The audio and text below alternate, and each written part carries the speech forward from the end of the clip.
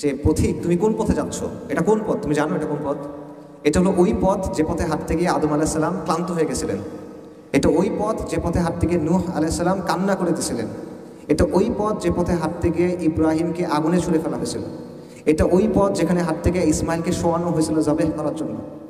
এটা ওই পথ যেটার জন্য সস্তা দামে বিক্রি করে দেওয়া হয়েছিল ইউসুফ আলাইহিস সালামকে, কারাগারে থাকতে হয়েছিল তাকে কয়েক বছর। এটা ওই পথ যেখানে হাঁটার জন্য জাকারিয়াকে করাত দিয়ে দ্বিখণ্ডিত করা হয়েছিল। এটা ওই পথ যেখানে যাওয়ার জন্য জবেহ করা হয়েছিল সাইয়েদিনা ইয়াহইয়াকে। এটা ওই পথ যেখানে আইয়ুব আলাইহিস সালাম রোগে ভুগছিলেন। এটা ওই পথ যেখানে দাউদ আলাইহিস সালাম তার কান্না সব সীমা অতিক্রম করে চলে গেছিল। এটা ওই পথ যেখানে হাঁটতে গিয়ে ঈসা আলাইহিস সালাম নিঃসঙ্গ জীবনযাপন করতে হয়েছে। এবং এটা ওই পথ যেখানে জন্য রাসূলুল্লাহ সাল্লাল্লাহু আলাইহি ওয়াসাল্লামকে অসংখ্য কষ্ট সহ্য করতে হয়েছে। এটা ওই পথ। তো তুমি কোন পথে হাঁটতেছো? তুমি এখনো খেল তামাশার মধ্যে আছো। পথিক, তুমি কোন পথে যাচ্ছ? আপনাদের সামনে হাজির হচ্ছেন আমাদের প্রিয় আসিফ আদনান।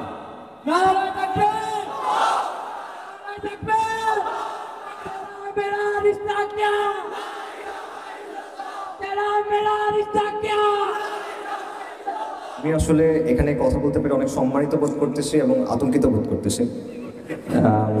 এটা একটা মাদ্রাসা। এখানে আল্লাহর কালামে শিক্ষা দেওয়া হয়, আল্লাহ রাসূল সাল্লাল্লাহু আলাইহি ওয়াসাল্লাম হাদিস নিয়ে কথা বলা হয়। তো আমি খুবই সাধারণ মানুষ, গুনাহগার বান্দা। এখানে আমার কথা শুনতে আসার কথা, কথা বলতে আসার কথা না, তাও কথা কিছুটা বলতেছি। আর আমাকে আসলে শাইখ অনেক প্রশংসা করছেন, এটা আসলে শাইখ মোহাম্মদ থেকে করছেন, এগুলোর যোগ্য আমি না। তো যেটা বললাম যে আতঙ্ক নিয়ে কিছু কথাবার্তা বলতেছি, আর খুব একটা প্রিপারেশনও নিতে পারি নাই নানা ব্যস্ততার কারণে। তো আপনারা মেহেরবানি করে ক্ষমা সুন্দর দৃষ্টিতে শুনবেন এলোমেলো কিছু কথাবার্তা যেটা বলি। আমি যে কথা বলবো এটা স্পেশাল কিছু না, আপনারা আগেও এইসব কথা ডেফিনেটলি শুনছেন, বাট স্টিল আমি আপনাদের হয়তো রিমাইন্ড করার একটু চেষ্টা করবো। ফাদারকে নাফাতে যিকর রিমাইন্ড করি, যাতে করে রিমাইন্ড করা হয়তো আমাদের জন্য বেনিফিশিয়াল হয়। সো বেসিক্যালি যে টপিকটা নিয়ে আমি কথা বলার চেষ্টা করবো এটা হলো নবীদের যে দাওয়া, আম্বিয়া কেরাম আলাইহিমুস সালাতু ওয়াস সালাম, তাদের যে দাওয়া, এই দাওয়া থেকে শিক্ষা, এই দাওয়া থেকে আমরা কি শিখতে পারি আমাদের বর্তমান বাস্তবতায়। সো এখানে ফার্স্টে একটা বিষয় যেটা বলা দরকার সেটা হলো যে নবীদের ব্যাপারে জানা বা তাদের দাওয়ার ব্যাপারে জানা কেন প্রয়োজন। এটা একদম সহজভাবে যদি বলি সেটা হলো যে কোনো বিষয়ে সবচেয়ে শ্রেষ্ঠ শিক্ষক আম্বিয়া কেরাম আলাইহিমুস সালাতু ওয়াস সালাম, সেটা তাওহীদের ক্ষেত্রে হোক, দাওয়ার ক্ষেত্রে হোক, ব্যক্তিগত জীবনের ক্ষেত্রে হোক। কেউ যদি মানুষ নিয়ে কাজ করতে চায়, কেউ যদি দাওয়া করতে চায়, কেউ যদি কাউকে শেখাতে চায়, তাদের চেয়ে শ্রেষ্ঠ শিক্ষক আর নাই। এবং যে কোনো বিষয়ে আপনি যখন শিখতে চান আপনি কি করেন? আপনি কিন্তু এক্সপার্টদের কাছে যান, রাইট? আপনি ওস্তাদ লোকের কাছে যান যে আপনাকে শেখাতে পারবেন। তো নবীদের চেয়ে বড় কোনো এক্সপার্ট বা শিক্ষক আসলে নাই। সো ডেফিনেটলি আমাদের শিখতে হবে তাদের কাছ থেকে, এটা হলো একটা বিষয়। আরেকটা বিষয় হলো আল্লাহ আযজা ওয়া জাল কিন্তু কোরআন ডিরেক্টলি জমিনের উপর নাজিল করেন নাই, উনি মানুষের উপর নাজিল করছেন এবং বিশেষ কিছু মানুষদের উপর নাজিল করছেন। সো অবভিয়াসলি তাদের স্পেশালিটি আছে এবং তাদের কাছ থেকে আমাদের শেখার ব্যাপার আছে। এবং মানুষ আসলে এভাবেই শেখে, মানুষ থেকে মানুষে শেখে, ঠিক আছে? সো এই জন্য আর কি এটা বলা। সাথে আমি একটা কোটেশন বলি, আবুল হাসান আলী মাওয়ারদি আল মাওয়ারদি আহকাম সুলতানিয়ার লেখক, বিখ্যাত লেখক, আলিম মুহাদ্দিস, ওনার একটা কথা আছে। উনি বলতেছিলেন যে কোরআনে আল্লাহ আমাদের বিভিন্ন জাতির কথা কেন বলছেন, বিভিন্ন জাতির কথা আল্লাহ আমাদের সাথে আলোচনা করছেন। কওমে লূত, মাদাইনের কথা, ফিরআউনের কওমের কথা, নানা কওমের কথা। এটা কেন? তো উনি বলতেছেন যে যখন আল্লাহ আমাদেরকে এগুলো বলেন, মানুষ যখন জানে, সে যত বেশি জানে তার ধারণা তত সমৃদ্ধ হয়, তার ধারণা যত সমৃদ্ধ হয় সে তত চিন্তা করে, এবং সে যত বেশি চিন্তা করে তত বেশি তার জ্ঞান বাড়ে, আর মানুষের জ্ঞান যখন বাড়ে তখন সে কাজ করে, মানে একটা চেইন অফ ইভেন্টস আছে, ঠিক আছে? সো একই কথা আমরা আম্বিয়া কেরামদের সম্পর্কেও বলতে পারি যে আমরা যখন তাদের ব্যাপারে জানবো, তাদের দাওয়ার ব্যাপারে জানবো, আমাদের ধারণা সমৃদ্ধ হবে, আমাদের চিন্তা সমৃদ্ধ হবে, আমাদের জ্ঞান বাড়বে, এবং ইনশাআল্লাহ আমরা সেটা কাজে পরিণত করতে পারবো। সো এটা একটা বিষয়। সো মূল কথায় যাই যে নবীদের দাওয়া কী ছিল, কয়েকটা পয়েন্ট বলি। নবীদের দাওয়ার কয়েকটা ব্যাপারে কয়েকটা পয়েন্ট। নবীদের প্রথম দাওয়া হলো তাওহীদের দাওয়া। শুরুতে এবং শেষে নবীদের দাওয়া হলো তাওহীদের দাওয়া, লা ইলাহা ইল্লাল্লাহ, এটা হলো তাদের দাওয়া।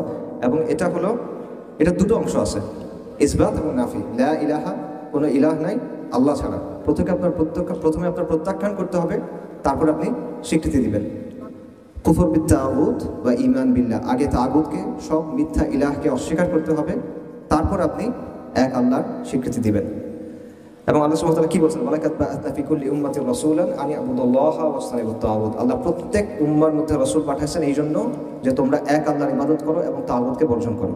তাগুত কি? তাগুত হলো মিথ্যা ইলাহ, এমন কিছু যেটার উপর আল্লাহর বৈশিষ্ট্য আরোপ করা হয় এবং সে এটাতে সন্তুষ্ট, এটা হলো তাগুত।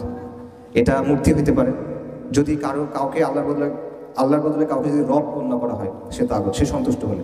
আল্লাহর বদলে কাউকে ইলাহ গণ্য করা হবে সেটা তাগুত। নমরুদ তাগুত, ফিরআউন তাগুত। আল্লাহর বদলে যদি কাউকে বিধানদাতা মনে করা হয় সে তাগুত। সো তাগুতকে আপনার বর্জন করতে হবে, এটা হলো একটা জিনিস।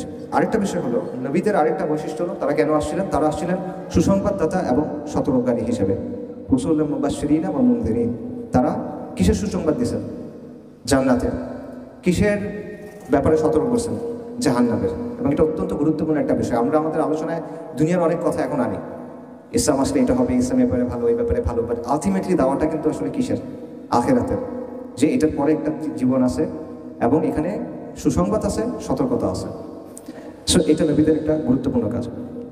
আরেকটা হলো নবীদের কাজ ছিল বা তাদের দাওয়ার একটা ফাংশন, সেটা হলো হুজ্জা। তারা হুজ্জা কায়েম করছে। রাসূলদের পাঠানোর মাধ্যমে আল্লাহ আযজা ওয়া জাল্লা মানব জাতির উপরে একটা প্রমাণ এস্টাবলিশ করছেন যে আপনি গিয়ে কিয়ামতের দিন আল্লাহকে বলতে পারবেন না যে আমি তো এগুলো জানতাম না। না, আপনি জানতেন, কারণ রাসূলদের পাঠানো হয়েছে।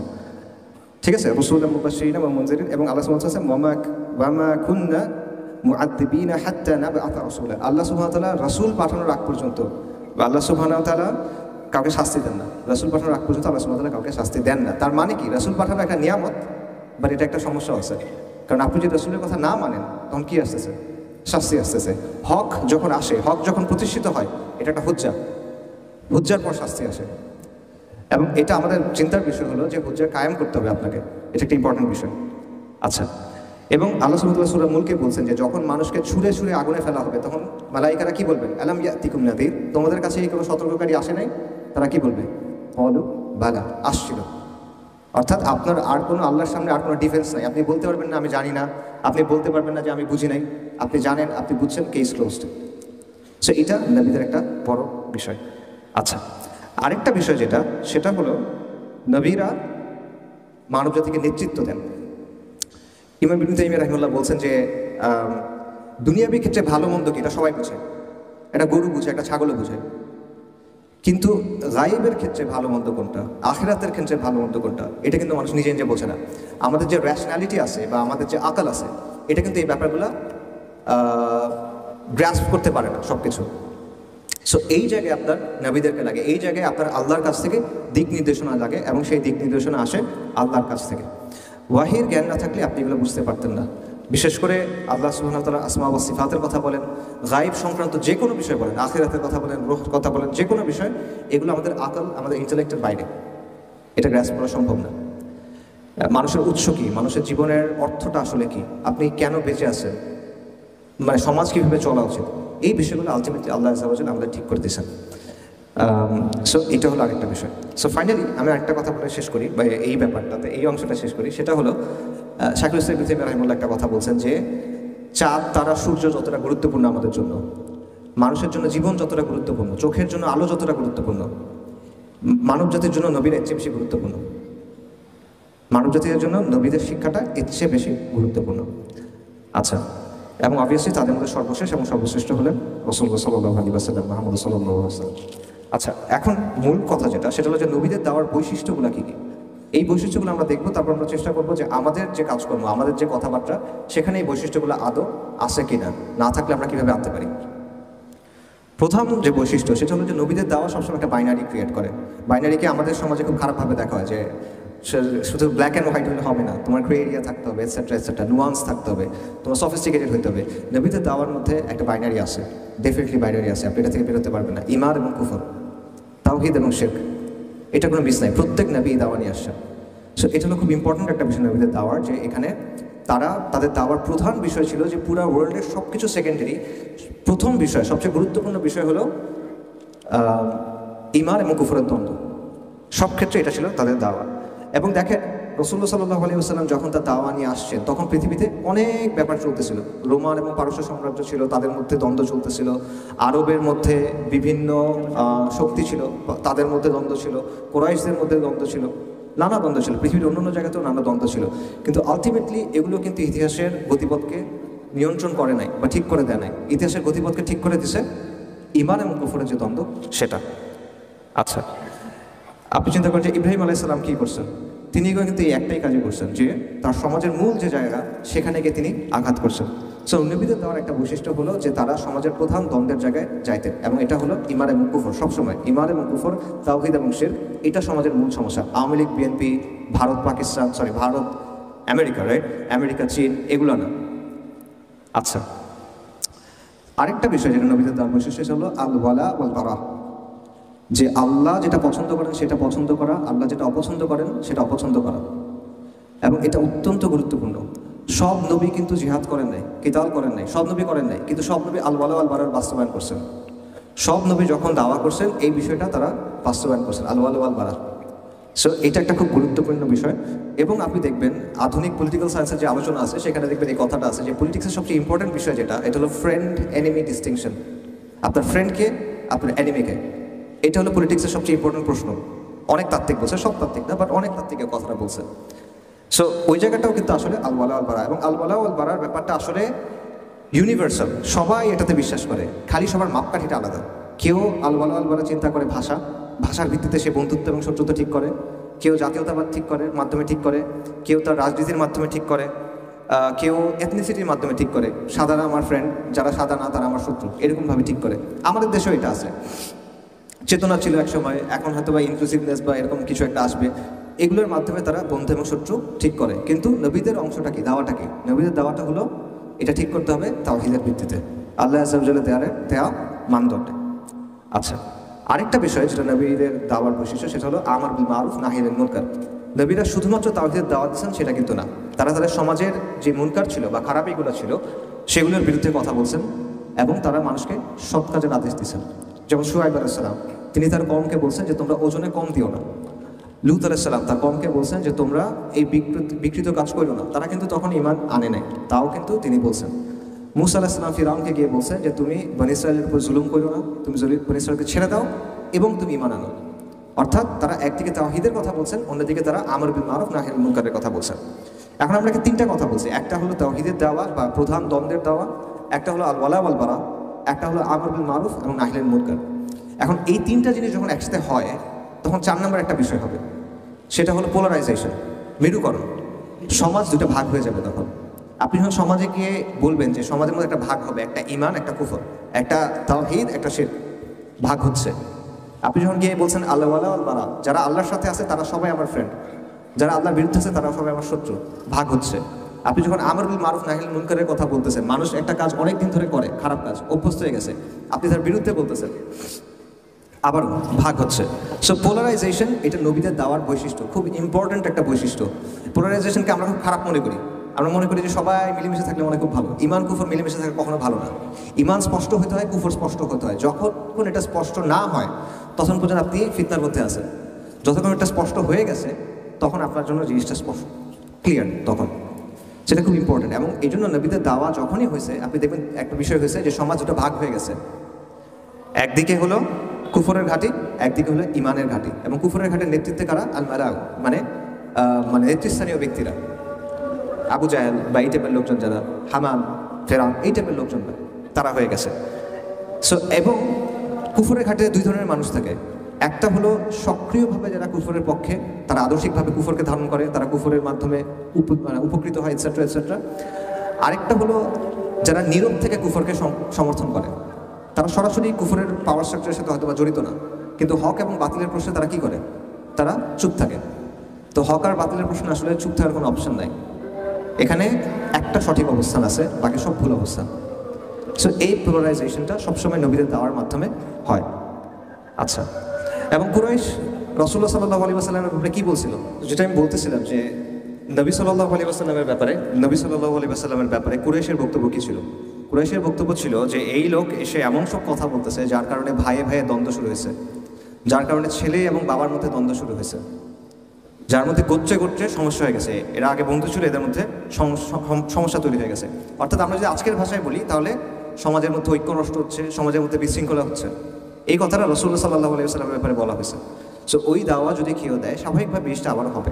এই ডিসরাপশনটা, এই পোলারাইজেশনটা, মেরুকরণটা, ভাগাভাগি হওয়াটা, এটা হবে। এটা নবীদের দাওয়ার একটা বৈশিষ্ট্য। জাহিলিয়াতের মধ্যে যখন আপনি হকের কথা বলবেন অবশ্যই এই ব্যাপারটা ঘটবে। আচ্ছা, নবীদের দেওয়ার আরেকটা বৈশিষ্ট্য হলো যে একটা হাদিসের এরকম একটা বক্তব্য আছে, সেটা হলো যে সব নবী কোনো না কোনো সময় মেষ পালন করছেন বা তারা রাখাল ছিলেন। ঠিক আছে, এটা খুব ইম্পর্টেন্ট একটা পয়েন্ট। এবং মেষ কেন, অনেকগুলো কারণ আছে, আমি একটা পয়েন্ট বলি। আপনারা একটা কথা শুনছেন, গড্ডালিকা প্রবাহ, এটা শুনছেন মনে হয় অনেকে। গড্ডালিকা প্রবাহ মানে কি? এটা মানে হলো অন্ধভাবে স্রোতের অনুসরণ করা বা স্রোতের সাথে ভেসে চলা, এটা হলো গড্ডালিকা প্রবাহ। গড্ডল মানে হলো ভেড়া, একটা শব্দ আছে গারল, গারল আসছে এখান থেকে, গড্ডল থেকে। গড্ডল মানে ভেড়া। ভেড়া কি করে? সে অন্ধভাবে ফলো করে। তার সামনে যদি তার নেতা যদি লাফ দেয় সে লাফ দিবে, তার নেতা যদি খাত থেকে পড়ে যায় সে খাত থেকে পড়ে যাবে। সেই জন্যই বলা হয় যে ভেড়া যেহেতু অন্ধভাবে অনুসরণ করে, তাই অন্ধভাবে অনুসরণকে বলা হচ্ছে গড্ডালিকা প্রবাহ। এবং ভেড়ার একটা বৈশিষ্ট্য হলো সে একা হইতে চায় না, সে দলছুট হইতে চায় না, সে সবসময় চায় সে সবার সাথে মিলে থাকবে। সো এই জন্য সে সাহস করে কোনো কিছু কিন্তু করতেও পারে না, তার আগে কেউ একজন থাকতে হয়। তো এটা মানুষের বৈশিষ্ট্য, মানুষ এরকম, সে একা সাহস করে কিছু একটা করতে চায় না, তাকে একজন লিডার দিতে হয়, তাকে একজন গাইড করতে হয়। সো সেটা হলো নবীরা, এটা হলো রাখালের মানে রাখালের দায়িত্ব। নবীরা হলেন রাখাল, মানুষ হলো ভেড়ার মতো। আচ্ছা, আরেকটা বৈশিষ্ট্য নবীদের দাওয়ার, সেটা হলো অসম সংঘাত। ওনারা যখনই দাওয়া করছেন ওনারা সবসময় দুর্বল অবস্থায় ছিলেন, দুনিয়াবি সেন্সে। আসবাবের জায়গা থেকে সবসময় তারা দুর্বল অবস্থায় ছিলেন। দুনিয়াবি বিচারে তাদের শক্তি তেমন একটা বেশি ছিল না, বরং তাদের অনুসারীদের সংখ্যা কম ছিল, তাদের সামর্থ্য কম ছিল, সমাজে প্রভাব প্রতিপত্তি কম ছিল। অন্যদিকে বিপরীতে যারা আছে, নমরুদ, ফিরআউন, আবু জাহেল যারা আছে, অনেক ক্ষমতা, আমেরিকা ওয়ারেভার যারা আছে, অনেক ক্ষমতা তাদের আছে। কিন্তু এর মধ্যে থেকে আল্লাহ আযজা ওয়া জাল কিন্তু তাদেরকে বিজয় দিয়েছেন। সো এইখানে আমাদের চিন্তার কিছু ব্যাপার আছে, যে আমরা চিন্তা করি যে সবসময় আমাদের মনে হয় জ্ঞান বিজ্ঞানে ওর সমান হইতে হবে, এক্স্যাক্টলি ওর আছে 57 আমার 57 হইতে হবে বা 56 হইতে হবে, তাহলে আমি পারবো। এই ব্যাপারগুলো কিন্তু আমরা আসলে দেখি যে কোরআনের ব্যাপারগুলো কিন্তু এরকম না। এবং আল্লাহ সুবহানাহু ওয়া তাআলা কিন্তু কোরআনে বারবার আমাদের এটা বলছেন যে কাম মিন ফিয়াতিন কালিলাতান গালাবাত ফিয়াতান কাসীরাতান বিইذنিল্লাহ, এরকম আল্লাহ বলছেন। আল্লাহ সুবহানাহু ওয়া তাআলা বলছেন কাতাবাল্লাহু লা আগলিবান্না আনা ওয়া রাসূলি ইন্নাল্লাহা কাওয়িয়্যুন আযীজ। সো এই ব্যাপারটা বোঝার একটা বিষয় আছে। এবং নবীদের দাওয়ার একটা বিষয় ছিল যে তাদের দাওয়াটা কিন্তু ফুল টাইম দাওয়া ছিল, তাদের জীবনে অন্য কোনো কিছু তো নাই, তাদের প্রায়োরিটি এটা, অন্য কোনো কিছু না, ফ্যামিলি না, ইনকাম করা না বা অন্য করা, এগুলো সবই তারা করছেন, সব দায়িত্ব তারা পালন করছেন, কিন্তু তাদের প্রায়োরিটি সবসময় ছিল দিন। ঠিক আছে, সো আমি সামারি করি যে নবীদের দাওয়ার কোন কোন বৈশিষ্ট্যের কথা আমরা বললাম।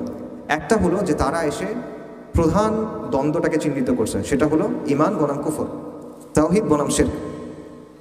আচ্ছা, তারপর হলো আল ওয়ালা ওয়াল বারা, আল্লাহর পছন্দে, আল্লাহ যেটা পছন্দ করেন আমি সেটা পছন্দ করবো, আল্লাহ যেটাকে অপছন্দ করেন আমি সেটা অপছন্দ করবো। এটা ব্যক্তির ক্ষেত্রে, আদর্শের ক্ষেত্রে, সব কিছুর ক্ষেত্রে। তারপর হলো আমর বিল মারুফ নাহি আনিল মুনকার, ভালো সৎ কাজের আদেশ, অসৎ কাজে নিষেধ। এগুলোর রেজাল্ট হলো মেরুকরণ, সমাজ ভাগ হয়ে যাবে। তারপর কি হবে? অসম লড়াই হবে। ও আচ্ছা, নবীরা কি করবেন? তারা মানুষের নেতৃত্ব দিবেন, তারা রাখাল, মানুষ হলো তাদের পেছনে চলবে। নবীদের দাওয়ার বৈশিষ্ট্য হলো এটা। এবং অসম সংঘাত, তাদের সাথে যে সংঘাতটা হয় সবসময় হকের সাথে বাতিলের সংঘাতটা কখনো সমান সমান হয় না, এটা অসমই হয়। আচ্ছা, এবং আরেকটা যেটা আমি বললাম যে ডেডিকেশন বা পূর্ণ আত্মনিবেদন, এটা আপনার দরকার।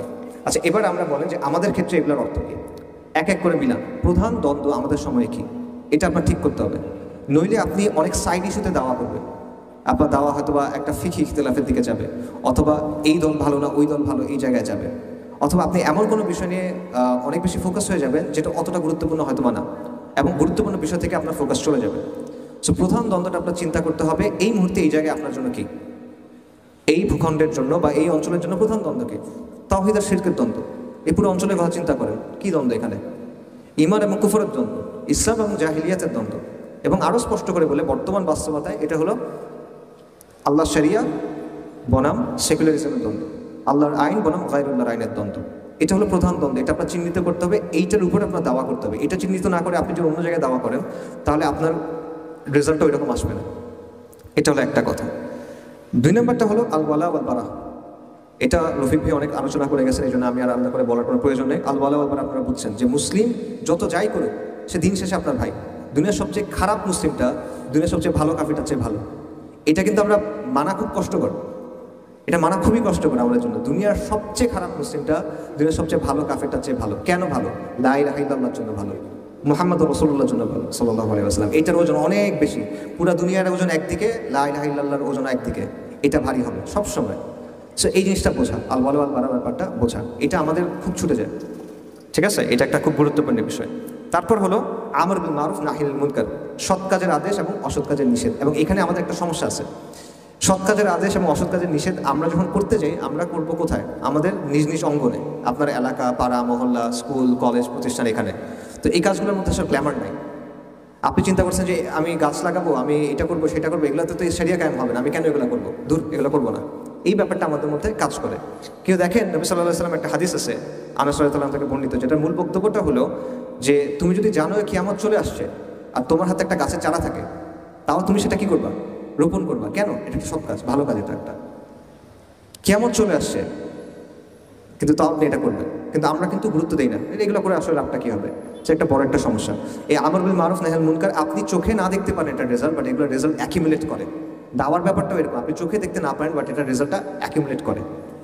আচ্ছা, আরেকটা হলো যেটা আমি বললাম, ওই যে অলরেডি রাখাল নেতা হতে হবে আপনার। মানুষ নেতা বলতে নেতৃত্বের লোক অর্থে নেতা না, মানে আপনার ওই যে আবার রফিক ভাইটা সুন্দর আলোচনা করে গেছেন, আপনার এমন হইতে হবে যে মানুষ যেন আপনার মধ্যে ইসলামটা দেখে এবং সেটা দেখে সে ইসলামের দিকে আকৃষ্ট হয়, ঠিক আছে? এটা একটা খুব গুরুত্বপূর্ণ বিষয়। এবং ফাইনালি যেটা, সেটা হলো পূর্ণ আত্মনিবেদন, ডেডিকেশন। এখন এই জায়গাটায় আপনারা চিন্তা করেন যে আপনারা এখানে যারা আছেন, ভাইরা আছেন, যদি বোনরা থাকেন, তাদের জন্য, আপনাদের জন্য আসলে দিনটা কতটা ইম্পর্টেন্ট? আপনার প্রায়োরিটি লিস্টে দিনটা কোথায় আসে? আপনি একটা মনে করেন, একটা স্কেল চিন্তা করেন, 1 হলো সবচেয়ে কম গুরুত্বপূর্ণ, 10 হলো সবচেয়ে বেশি গুরুত্বপূর্ণ। আপনার লিস্টে দিনটা কোন জায়গায় আছে? তা আমাকে বলার দরকার নেই, আপনি চিন্তা করেন, নিজেকে নিজে বলেন, বা আপনি আজকে রাতে বাসায় গিয়ে চিন্তা করেন যে আপনার লিস্টে এটা আসলে কতটা গুরুত্বপূর্ণ। আমি জানি যে সবার পক্ষে এটা পসিবল না যে আপনার সব কাজের চেয়ে দিন আপনার কাছে সবচেয়ে বেশি গুরুত্বপূর্ণ, এটা সবার পক্ষে সম্ভব না, অনেক দায়িত্ব আছে। কিন্তু সাহাবায়ে কেরামের কথা চিন্তা করেন, তারা কিন্তু সব দায়িত্ব পালন করছেন। এমন ঘটনা আছে যে সাহাবায়ে কেরাম তারা নবী সাল্লাল্লাহু আলাইহি ওয়াসাল্লামের হাদিসের দার্সে বসতে পারেন নাই, কারণ তারা খেতে কাজ করতেছেন, অথবা তারা ফ্যামিলির কাছে ছিলেন। আবু বকর রাদিয়াল্লাহু আনহু চিন্তা করেন, রাসূল সাল্লাল্লাহু আলাইহি ওয়াসাল্লাম যখন ওফাত হয়েছে, উনি কিন্তু আসতে একটু দেরি হয়েছে, কারণ উনি ফ্যামিলির সাথে সময় দিচ্ছিলেন। অর্থাৎ তারা তাদের সব দায়িত্ব পালন করছেন, কিন্তু যখনই দিনের প্রয়োজন দেখা দিছে, তাদের কাছে সবচেয়ে বড় গুরুত্বপূর্ণ কিন্তু দিন। তারা যে কোনো কিছু যে কোনো সময় ছেড়ে দিচ্ছেন দিনের জন্য। যখন দিনের প্রশ্ন আসছে, তখন তারা ছেড়ে দিচ্ছেন। এতটুকু অবস্থায় আমরা আসতে পারবো কিনা, এর কাছাকাছি অবস্থায় আমরা আসতে পারবো কিনা, এটা চিন্তা করার একটা ব্যাপার আছে। সাহাবাদের ব্যাপারে আরও কিছু কথা বলি। প্রথম দিকে যারা ইসলাম গ্রহণ করছেন, তারা ছিল মক্কার ক্রিম। সবাই আরবদের মধ্যে শ্রেষ্ঠ গোত্র হলো কোরাইশ। কোরাইশদের মধ্যে বেশিরভাগ সাহাবী, সবাই না, বাট প্রথম দিকে যারা ইসলাম গ্রহণ করছেন রাদিয়াল্লাহু আনহুম আজমাইন, তাদের সবাই বেশিরভাগই আসলে দেখবেন যে কোরাইশদের মধ্যে একদম সম্ভ্রান্ত ফ্যামিলির। সম্ভ্রান্ত মানে কি? তারা সমাজের মধ্যে সম্মান পায়, রাস্তা দিয়ে হাঁটলে মানুষ সালাম, মানে তারা এই করে আর কি, সম্মান করে, সুন্দর করে কথা বলে, তাজিম করে। এখন যখন তারা ইসলাম গ্রহণ করলেন, রাতারাতি এটা চেঞ্জ হয়ে গেল। যারা আগে সম্মান করতো, তারা এখন ঘৃণার চোখে তাকায়। যারা আগে অনেক পাত্তাইতো, তারা এখন তাচ্ছিল্য করে। এটা কিন্তু একটা সম্মানী মানুষের জন্য অন্য অনেক কিছু চেয়ে বেশি কষ্টকর। এই অপমানটা তারা সহ্য করতে হয়েছে। এবং এইটা চিন্তা করে যে এই অপমানের কথা চিন্তা করে আমরা নিজেরা কত কিছু এড়ায় যাই। সাহাবারা যে অবস্থায় দিনটা আঁকড়ে ধরছেন, ওই অবস্থায় করলে আমরা কি করতাম, এটা চিন্তা করেন। মানুষ এটা বলবে, ফ্যামিলি এটা বলবে, লোকজন এটা বলবে, সরকার এটা বলবে, অমুক এটা বলবে, তমুক এটা বলবে, এইসব চিন্তা করতে কিন্তু আমরা দিনের অনেক কিছু ছেড়ে দিই। এটা গেল, এটা কিন্তু প্রথম, এখনো শেষ হয় না ওনারা কী করছে। এরপর দেখেন যে প্রথমে হলো ওনাদেরকে মানে অসম্মান করা শুরু করলো, হাসি তামাশা করা শুরু করলো, গালাগালি করা শুরু করলো, মারা শুরু করলো। মুসাব ইবনে উমাইরের কথা আপনারা জানেন রাদিয়াল্লাহু আনহু, উসমান রাদিয়াল্লাহু আনহুর কথা আপনারা জানেন, খাব্বাব ইবনে আরাদ রাদিয়াল্লাহু আনহুর কথা জানেন। মানে লিস্ট শেষ নাই। প্রচণ্ডভাবে তাদেরকে টর্চার করা হয়েছে, বয়কট করা হয়েছে। এরপর শেষ পর্যন্ত পরিবারও তাদেরকে সাপোর্ট করে নাই। নিজেদের পরিবার যেগুলো ছিল, বেশিরভাগ ক্ষেত্রে পরিবারও তাদেরকে সাপোর্ট করে নাই। যেমন মুসাব ইবনে উমাইর রাদিয়াল্লাহু আনহু, তাকে কিন্তু বাসা থেকে বের করে ফেলে দেওয়া হয়েছে, কাপড় চোপড় ছাড়া। যেই মানুষের কাপড় আসতো ইয়েমেন থেকে, তার পারফিউম আসতো আরেক জায়গা থেকে, সেই মানুষ বাসা থেকে বের হয়ে গেছে, ভিখারির মতো অবস্থা। এরকম হয়েছে, তাও শেষ হয় নাই। রিফিউজি হইতে হয়েছে, আবিসিনিয়ায় গেছে, মদিনাতে গেছেন, দুনিয়াবি বিচারে রিফিউজি, কিচ্ছু নাই। তাও শেষ হয় নাই। আল্লাহ বলছেন এবার তুমি লড়াই করো, যারা তোমাদেরকে অ্যাটাক করছে এদের বিরুদ্ধে লড়াই করো, যারা মুশরিক তাদের বিরুদ্ধে লড়াই করো। কতদিন পর্যন্ত? যতদিন পর্যন্ত ফিতনা দূর না হয়, শিরক দূর না হয়, ততদিন পর্যন্ত লড়াই করতে হবে। এবং সাহাবায়ে কেরাম লড়াই করছেন, কাদের সাথে করছেন? নিজেদের বাবার সাথে করছেন, ভাইয়ের সাথে করছেন, বন্ধুর সাথে করছেন, আত্মীয়ের সাথে করছেন। তারা যতটা স্যাক্রিফাইস করা যায় পুরা স্যাক্রিফাইসটা করছেন। আল্লাহ দেখে নিয়েছেন তারা কি কি দিতে পারেন, সব তারা দিছেন। এটা দেওয়ার পর আল্লাহ তাদেরকে বিজয় দিছেন। যারা একসময় ছিল ভিখারি, যারা একসময় রিফিউজি হয়ে যেতে হয়েছে, কিছুদিন পর তারা পৃথিবীর নানা জায়গায় এই হয়ে গেছেন, গভর্নর হয়েছেন একজন কেউ, আমির হয়েছেন একজন কেউ। এবং আপনারা জানেন যে কীভাবে ইসলামী সাম্রাজ্য, কীভাবে সভ্যতা যেটাই বলেন, কীভাবে কত দ্রুত ছড়ায় পড়ছে অর্ধেক পৃথিবীতে উমর রাদিয়াল্লাহু আনহুর সময়। সো এটা হলো সাফল্যের কথা, সাফল্যের পেছনে কিন্তু এই ব্যাপারগুলো আছে। সো এই জায়গা থেকে আমাদের চিন্তা করতে হবে যে এটার প্রস্তুতি আমাদের কাছে আছে কিনা, এই জিনিসপত্রগুলোর প্রস্তুতি আমাদের কাছে আছে কিনা। এটা কঠিন একটা পথ, এটার প্রস্তুতি আমাদের আছে কিনা। এবং এটা একটা কমন প্যাটার্ন। আমাদের একটা জায়গা আছে যে জায়গায় থাকতে আমাদের ভালো লাগে, এটা হলো কমফোর্ট জোন, ঠিক আছে? কিন্তু আল্লাহ আযজা ওয়া জাল এখান থেকে আপনাকে বের করে আনবেন। আল্লাহ দেখতে চান যে আপনি কতটুকু কোরবানি করবেন, আপনার প্রিয় জিনিস আপনি কতটুকু ছাড়বেন। যদি আপনি পুরা ছাড়েন যে হ্যাঁ আল্লাহ বাইক আমি ছাড়বো, তাহলে আলটিমেটলি এক পর্যায়ে আল্লাহ আপনাকে বিজয় দিবেন, এবং বিজয় তো আল্লাহর কাছ থেকে আসবে। দেখেন আপনার আসলে কিছু করার নেই, আপনার খালি আল্লাহকে রাজি খুশি করতে হবে, এখানে বিষয় না। সো এই জন্য বারবার আম্বিয়া কেরামের ক্ষেত্রে আমরা দেখি যে তারা বারবার অপমানিত হয়েছেন, লাঞ্ছিত হয়েছেন, সমাজচ্যুত হয়েছেন এই দাওয়ার কারণে। সেগুলো আমি কেন বলতেছি, কারণ আমরা যখন দাওয়া করতে যাব, আমরা যখন দিনের কাজ করতে যাব, এই ব্যাপারটা যেন আমাদের মাথায় থাকে। এটা আসলে জাস্ট গ্ল্যামারের বিষয় না, এটা জাস্ট মানে অনেক মানুষ আসছে হাত মিলাচ্ছে, এই ব্যাপারগুলো আসলে না। এই যে আমরা দাওয়া করব, কাজ করতে হবে, এই প্রতিকূলতা আসবেই, এটা স্বাভাবিক। আপনি যদি হকের দাওয়া দেন, আনঅ্যাডাল্টারেটেড হক যেটা, অরিজিনাল হক যেটা, কোনো মিশ্রণ ছাড়া যেটা, এটার দাওয়া যদি আপনি করেন অবশ্যই প্রতিকূলতা আসবে, আজকে বা কালকে। এটা আল্লাহ আযজা ওয়া জাল্লার সুন্নাহ, এবং এটার মাধ্যমে বিশুদ্ধ হয়। পুরে কিন্তু একটা জিনিস বিশুদ্ধ হয়, না পড়লে বিশুদ্ধ হয় না। সো এই জিনিসটা আপনার বুঝতে হবে, এবং আপনার নিজেকে প্রশ্ন করতে হবে আপনি এটার জন্য প্রস্তুত আছেন কিনা, ঠিক আছে? সো এই জন্য কয়েকটা বিষয় আপনার লাগবে, যে আপনার নিয়তটা আপনার ঠিক হতে হবে, আপনার ইস্তিকামাত থাকতে হবে, আপনার ইখলাস থাকতে হবে, আপনার সবর থাকতে হবে, এই ব্যাপারগুলো লাগবে, আপনার তাওয়াক্কুল লাগবে। এবং হকের পথে আসলে নিষ্ক্রিয় হওয়ার কোনো সুযোগ নেই। এই যে আপনারা মনে করেন আমরা এই জমায়েতগুলোতে আসি, কথা শুনি, আমাকে অনেক জায়গায় কথা বলতে বলে, এগুলো কোনো সমস্যা নেই, অল গুড। বাট এটা দিয়ে কিন্তু আপনার দিনকে আপনি গালেব করতে পারবেন না। আপনার সমাজে কাজ করতে হবে, আপনার সমাজে সক্রিয়ভাবে দাওয়া করতে হবে, সমাজকে পরিবর্তন করার চেষ্টা করতে হবে, তা না হলে এটা হবে না। আচ্ছা, এখানে ইবনুল কাইয়িম রাহিমাহুল্লাহর একটা কোটেশন আছে, একটা উদ্ধৃতি আছে আল ফাওয়ায়েদ থেকে, ওটা আমি বলি, এটা আমার কাছে খুবই ভালো লাগে এবং আমার কাছে মনে হয় আপনাদের কাছেও ভালো লাগবে। উনি বলতেছেন যে পথিক তুমি কোন পথে যাচ্ছ, এটা কোন পথ তুমি জানো? এটা কোন পথ? এটা হলো ওই পথ যে পথে হাঁটতে গিয়ে আদম আলাইহিস সালাম ক্লান্ত হয়ে গেছিলেন। এটা ওই পথ যে পথে হাঁটতে গিয়ে নূহ আলাইহিস সালাম কান্না করে দিয়েছিলেন। এটা ওই পথ যে পথে হাঁটতে গিয়ে ইব্রাহিমকে আগুনে ছুঁড়ে ফেলা হয়েছিল। এটা ওই পথ যেখানে হাঁটতে গিয়ে ইসমাইলকে শোয়ানো হয়েছিল জবেহ করার জন্য। এটা ওই পথ যেটার জন্য সস্তা দামে বিক্রি করে দেওয়া হয়েছিল ইউসুফ আলাইহিস সালামকে, কারাগারে থাকতে হয়েছিল তাকে কয়েক বছর। এটা ওই পথ যেখানে হাঁটার জন্য জাকারিয়াকে করাত দিয়ে দ্বিখণ্ডিত করা হয়েছিল। এটা ওই পথ যেখানে যাওয়ার জন্য জবেহ করা হয়েছিল সাইয়্যিদিনা ইয়াহইয়াকে। এটা ওই পথ যেখানে আইয়ুব আলাইহিস সালাম রোগে ভুগছিলেন। এটা ওই পথ যেখানে দাউদ আলাইহিস সালাম তার কান্না সব সীমা অতিক্রম করে চলে গেছিল। এটা ওই পথ যেখানে হাঁটতে গিয়ে ঈসা আলাইহিস সালাম নিঃসঙ্গ জীবনযাপন করতে হয়েছে। এবং এটা ওই পথ যেখানে জন্য রাসূলুল্লাহ সাল্লাল্লাহু আলাইহি ওয়াসাল্লামকে অসংখ্য কষ্ট সহ্য করতে হয়েছে। এটা ওই পথ। তো তুমি কোন পথে হাঁটতেছো? তুমি এখনো খেল তামাশার মধ্যে আছো। পথিক তুমি কোন পথে যাচ্ছ? এটা হলো ইবনুল কাইয়িমের কথা। এইটা আপনাদের জন্য, আমারও আপনাদের জন্য কথা। আপনারা সিরিয়াসলি চিন্তা করেন। আমার কথা হয়তো বা আপনারা যেরকম এক্সপেক্ট করছেন ওরকম হয় নাই, বাট আমার মনে হয় এই জিনিসটা আমাদের সবার চিন্তা করা দরকার। আপনি আসলে এটার জন্য রেডি কিনা, এই কাজটা আপনার সামনে আছে। আল্লাহ আযজা ওয়া জাল প্রতিশ্রুতি দিয়ে রাখছেন, আল্লাহ কিছু প্রতিশ্রুতি দিয়ে রাখছেন, আল্লাহ কিছু কন্ডিশন সেট করে রাখছেন। আপনি যদি আল্লাহকে রাজি খুশি করাইতে পারেন, আল্লাহ তাকে বিজয় দিবেন। কিন্তু আপনি পারবেন কিনা, আপনার ওই সাহসটা আছে কিনা, আপনি এই কষ্টটা করবেন কিনা, এটা চিন্তা করার দরকার আছে। নাকি এটা আপনি পার্ট টাইম জিনিস হিসেবে করবেন, আসছেন, ঘুরছেন, কথা শুনছি, অটোগ্রাফ নিছি, সেলফি দিছি, বই তুলছি, বই কিনছি, চলে গেছি, ভালো লাগছে, গেছি গা, এরকম কিনা। সো এটা হলো একটা বিষয়। ফাইনালি আমি কথা শেষ করি, সেটা হলো আমার মূল বক্তব্য শেষ, দুইটা পয়েন্ট বলি। একটা হলো এই যে আজকে তো অক্টোবরের কত তারিখ? 4 তারিখ। তো ওই যে সোলার ইয়ার হিসেবে 1 বছর পূর্ণ হচ্ছে অক্টোবরের 7 তারিখের, এবং আমরা দেখছি ফিলিস্তিনে কি হচ্ছে। এবং এটাও আমি যা কিছু বললাম এই সব কিছুর বাস্তবতা এটা, যে আমাদের উম্মার আজকে এই অবস্থা কেন?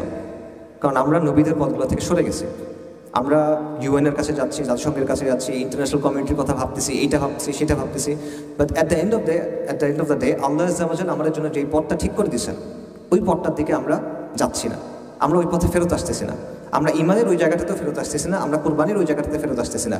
আমাদের ফিলিস্তিনের ভাই বোনরা আলহামদুলিল্লাহ তারা ওই কোরবানি করছেন, তারা বলছেন ইয়া আল্লাহ আল্লাহ বাইক, তারা বলছেন আল্লাহ আপনি কত নিবেন নেন, আপনার যতক্ষণ খুশি আপনি নেন, সুবহানাল্লাহ। কিন্তু আমরা তাদেরকে ওই জিনিসটা করতে পারতেছি না, আমরা তাদেরকে ওই হেল্পটা করতে পারতেছি না, ওই ইমানটা আমাদের মধ্যে নাই। সেটা ভাবার বিষয় আছে। যদি আমরা আসলেই আল আকসাকে মুক্ত করতে চাই, আমরা যদি আসলেই ফিলিস্তিনকে মুক্ত করতে চাই, আমাদের ইমানের ওই জায়গাটায় আসতে হবে এবং আমাদের চিন্তার ওই জায়গাটায় আসতে হবে। এটা হলো একটা বিষয়। এবং ওইটা যে বদরের দিন ফেরেশতা নামছিল, আমরা জানি তো বদরের দিন ফেরেশতা নামছিল, ওই ফেরেশতারা চলে গেছে নাকি? আছে তো তারা এখনো, ফেরেশতার মালিকও তো আছে। উনি বললে তো ফেরেশতা আবার নামবে, কিন্তু আপনার বদর কায়েম করতে হবে, তো বলে তো হবে না। আপনি বদরের মতো মানুষ লাগবে, তখন ফেরেশতা আবার আসবে। আপনি বদরের মতো একটা দিন করেন, তাহলে আবারও ফেরেশতা নামবে। সো ওই জায়গাটা আমাদের বুঝতে হবে। এটা হলো একটা কথা। আরেকটা কথা হলো এই পতাকা সংক্রান্ত যে ব্যাপারটা, এটা বলি। আমি একটা কথা কয়েকদিন আগে একটা জায়গায় বলছিলাম, ওই কথাটা আবার বলি। সেটা হলো, দেখেন বাংলাদেশের যে সেকুলার পাওয়ারটা আছে, রাষ্ট্র বা যেটাই বলেন, তাদের একটা ডিসিশন আসলে নিতে হবে। সেটা হলো যে তারা তো বলে তারা ইনক্লুসিভ হইতে চায়, বা তারা বলে যে তারা ভিন্ন মত সমর্থন করে, তারা বলে তারা বাকস্বাধীনতা সমর্থন করে। তাদের একটা ডিসিশনে আসতে হবে যে যারা শরিয়া চায় এবং যারা বলে যে আকীদাগত জায়গা থেকে আমাদের পক্ষে শরিয়া ছাড়া অন্য কোনো কিছু মেনে নেওয়া সম্ভব না, এদের ব্যাপারে তাদের অবস্থানটা কী হবে। সে যদি তার সাথে কোনো সংঘাতে না যায়, সে যদি তার সাথে কোনো লড়াই না করে, সে যদি তার কোনো আইন না ভাঙে ইচ্ছাকৃতভাবে, কিন্তু সে বলে আমি শরিয়া চাই, এইরকম মানুষের ক্ষেত্রে তার অবস্থানটা আসলে কী হবে। হাজি শরীয়তুল্লাহদের যে আন্দোলন ছিল, ফরাইজিদের যে আন্দোলন ছিল, তারা তো লড়াই করেন নাই, কিন্তু তারা বলছেন যে আমরা শরিয়া চাই, আমরা ইসলাম চাই। তো তাদের ক্ষেত্রে এরকম যদি কেউ বলে এখন, তাহলে এই যে এস্টাবলিশমেন্ট আছে বা রাষ্ট্র আছে বা যারাই আছে, তাদের একটা সিদ্ধান্তে আসতে হবে যে তারা এটাকে আসলে কিভাবে ডিল করবে। তারা কি তারা নিজেদের কথায় কনসিস্টেন্ট থাকবে? তারা কি বলবে যে ঠিক আছে আমরা বলছিলাম, আমরা কথা বলতে দিব, মানতে দিব, ঠিক আছে তোমরা বলো, নাকি তারা তাদের কথায় সরে যাবে, নাকি তারা বল প্রয়োগ করবে, যেটা সবসময় কুফরের শক্তি সবসময় করে আসে। স্পষ্টভাবে তাদের এটা করা উচিত, লুকোছাপা না করে। এই যে পতাকার জন্য আমরা দেখতেছি যে আমরা দেখলাম যে কিছু মানুষকে ধরে নিয়ে যাওয়া হয়েছে, এটা কেন হয়েছে আসলে? এটা কি বেআইনি কিছু কিনা? বেআইনি করে দেন। যদি আপনি বেআইনি করতে চান, আপনি বলেন যে কালেমার পতাকা বেআইনি, লা ইলাহা ইল্লাল্লাহ লেখা যদি কোনো পতাকা থাকে এটা বেআইনি। এই সাহস তো নাই, এই সাহস তো নাই বলার, তাই না? যদি থাকে বলেন যে ঠিক আছে বাংলাদেশে লা ইলাহা ইল্লাল্লাহ বলা কোনো পতাকা করা যাবে না, এটা বেআইনি। তখন আমরা বলবো ঠিক আছে সেকুলার রাষ্ট্র এটা, আপনারা বুঝেন এখন মানুষকে, দেখেন যেটা ভালো মনে হয় করেন। কিন্তু ওরা সেটা বলবে না। আবার তারা এই যে হাসিনার মতোই এই ড্রেকোনিয়ান কাজকর্মগুলো করবে, রিপ্রেসিভ ফোর্স যেটা, মানে তার যে শক্তি আছে, তার মাসল পাওয়ার আছে, এটা সে ইউজ করবে এবং পরে একটা মানে তত্ত্ব বানায় নেবে। এই জন্য ধরছে XYZ একটা কথা বানায় দিবে, তাই না? আপনি যদি বেআইনি করে দেন তাহলে তখন মানুষের কাছে এটা ক্লিয়ার যে এটা বেআইনি, এটা করলে আমার এই ফলাফল হবে, এটা না করলে এই হবে। কিন্তু এটা না করলে লুকোছাপার তো দরকার নেই, স্পষ্টভাবে এই জিনিসগুলো করেন, ঠিক আছে? সো এইটা আরেকটা বিষয় যেটা আমাদের মনে রাখার কথা দরকার। তো আমার বক্তব্য আমি এখানে শেষ করতেছি। আমার ধারণা আমার বক্তব্য আপনাদের আশানুরূপ হয় নাই, বাট কিছু আসলে করার নেই। জাযাকাল্লাহু খাইরান। ঠিক আছে, আচ্ছা। ও আরও কিছু হয়ে গেছে? হ্যাঁ সব কিছু। আচ্ছা সব কিছু না না আরও আচ্ছা হ্যাঁ হ্যাঁ এইভাবে আছে। আচ্ছা আমাকে কিছু বইয়ের কথা বলতে বলা হয়েছে, যেগুলো সম্ভবত মোচন বা এরকম কিছু একটা। আমি বইগুলোর নাম বলতেছি ইনশাআল্লাহ আপনাদের জন্য। একটা হলো দিন কি কেন কিভাবে, এটা হলো SM নাহিদ হাসান ভাইয়ের, এটা হলো পেনফিল্ড পাবলিকেশন থেকে। একটা হলো যে রোগে অন্তর মরে, ডক্টর খালিদ আবু সাদি, এটা হলো রুহামা শপ থেকে। একটা হলো ইনকাম অ্যান্ড মাইন্ডসেট, এটা হলো সত্যায়ন প্রকাশনী থেকে, মামুনুন্নাহ সালেহ আজাদি। একটা হলো ঘ্যাচাং আদিল মোর্শেদ, এটাও সত্যায়ন থেকে। আর একটা হলো প্রথম বিশ্বযুদ্ধ সাইয়দ মোহাম্মদ ফজলুল্লাহ বুখারি, এটা হলো আর রিহাব থেকে। আপনাদের কুইজ প্রতিযোগিতা আছে এবং বই গিফট করা হবে, আমাকে বলা হচ্ছে পেছন থেকে। আচ্ছা আরেকটা বই হলো ফিকহুর রিবা, যেটা হলো মুফতি সাজ্জাদুর রহমানের। আচ্ছা ও আরেকটা হলো যে অবক্ষয়কাল, এটা আমার লেখা, এটা আপনারা চাইলে কেউ কিনতে পারেন। জাযাকাল্লাহু খাইরান। আসসালামু আলাইকুম ওয়া রাহমাতুল্লাহি ওয়া বারাকাতুহু।